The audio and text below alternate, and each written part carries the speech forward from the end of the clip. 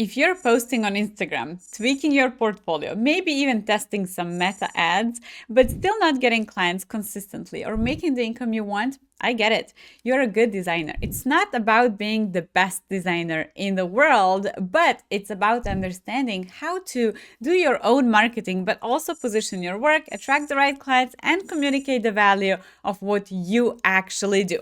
I've been in your shoes. I started as a freelancer, consistently guessing where my next client would come from, undercharging, and wondering if I would ever make real money doing this. I used to post on Craigslist and charge $65 for a logo.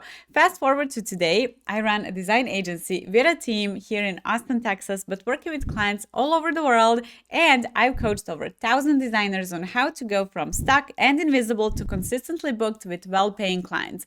And in this video, I'm walking you through what actually moves the needle so you can stop winging it and start building a design business that works. Before you build anything, your portfolio, website, or even your services, you need to know exactly who you're going to attract. Most designers skip this step and end up with generic messaging like, I design logos and websites for small businesses. But that's not enough to stand out and get found. When you know your ideal client, everything becomes easier. You know where to show up because you know what platforms they use.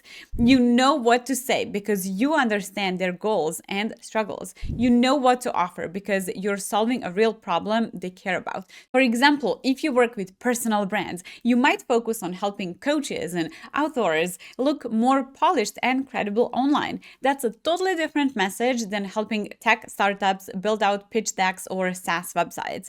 When you're that specific, it's easier to find leads. You can go to LinkedIn and search by industry. You can create content that calls them out directly. And when they land on your profile, they immediately feel like, this is for me. It's not about picking a niche just to pick one. It's about clarity, because if you try to speak to everyone, you water down your value. But when you speak to someone specific, they feel it. And that's what gets you hired. Once you're clear on who you're speaking to, it's time to make sure your portfolio and website actually do the heavy lifting. Here is where most designers go wrong. They focus only on the visuals. They upload pretty mockups, maybe a few logo variations, polished presentations, and call it a day. It looks great, but clients aren't designers. They're not studying font spacing or color harmony. They're looking for clues that you understand their business and can help them grow through design. So your portfolio shouldn't just be a gallery. It should tell stories. Each project should answer who was the client, for example, fitness coach, what challenge were they facing? So, for example, didn't look professional or trustworthy. What did you do and how did it help? So, for example, designed a logo and business card so they could confidently connect with people at networking events and bring in more clients. That's what builds trust. And when a potential client reads a short case study and sees themselves in it, they stop scrolling and start imagining working with you. The same goes for your website. Instead of just listing your services, show them how you work, walk them through your process, set expectations, share testimonials, create a clear path to contact you. I had a designer join my 12-week business program who made this exact shift. She rewrote the text in her portfolio to focus on strategy and results. And within a week, she started getting more inquiries.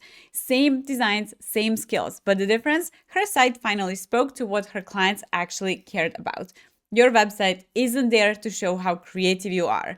It's there to convert visitors into leads, and when it speaks to your ideal client, shows real results, and explains how to work with you, you're no longer just a designer, you're the solution they've been searching for. And if you want help with any of this, especially getting more consistent inquiries and turning your skills into a business that actually works, check out my free workshop, From Crickets to Clients. I'll show you what's working right now to get more clients as a freelance designer without cold pitching or posting every day. The link is in the description. I don't know how long we'll have it available or free, so go get it right now. Let's talk about marketing because I know that you're a designer and not a marketing expert. But if you want to get clients and grow your design business, you have to know more about marketing. Clients don't magically show up because you posted a reel. You need a system that brings people to you or a plan to reach out to them. That could be content marketing, networking, strategic partnerships, or even direct outreach. But whichever route you take, it has to be consistent. Consistency builds momentum. Most designers give up too soon because they post a few times, don't see results, and assume it's not working. But marketing is about planting seeds. You might not get a lead today, but someone's watching, someone's saving your post, someone's clicking your link and coming back later. And here's the mindset shift. Marketing isn't about convincing people to hire you. It's about helping the right people realize you're exactly what they've been looking for. When you show up consistently with the right message in the right places, you build authority. You stay top of mind. And when that potential client is finally ready, they think of you. So choose one or two platforms where your ideal clients already are. Get clear on the kind of content that speaks to their pain points and then show up often. So, for example, if your ideal client is a local fitness studio owner, you might focus on Facebook groups or LinkedIn, sharing tips on how strong branding brings in like more gym members. You could share before and after like brand visuals, client wins, or even a short post like your logo isn't just a logo, it's the first impression that makes people walk in or walk away. It doesn't have to be fancy, it just has to be strategic. And finally, make it stupid simple for clients to work with you.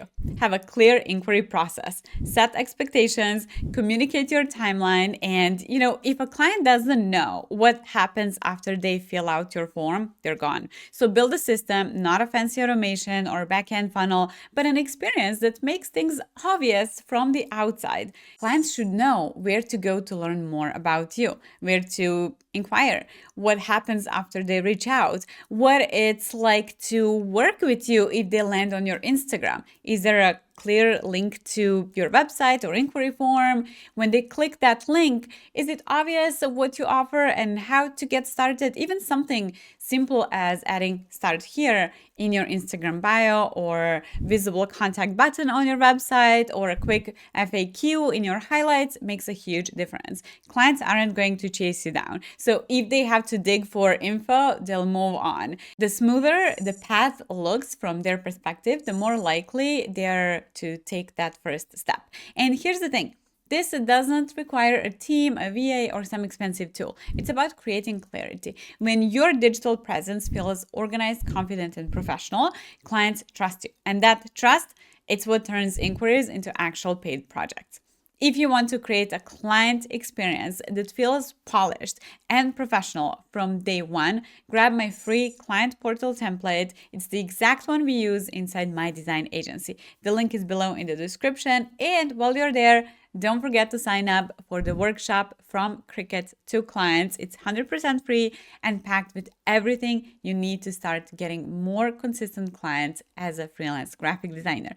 And when you get more leads, you get to choose and increase your price, timeline, type of clients, and so on. And if you found this helpful, hit subscribe and drop a comment below. Let me know what parts of your business you're working on next. Is it your portfolio, marketing, leads? Let's chat. I'll see you in the next video.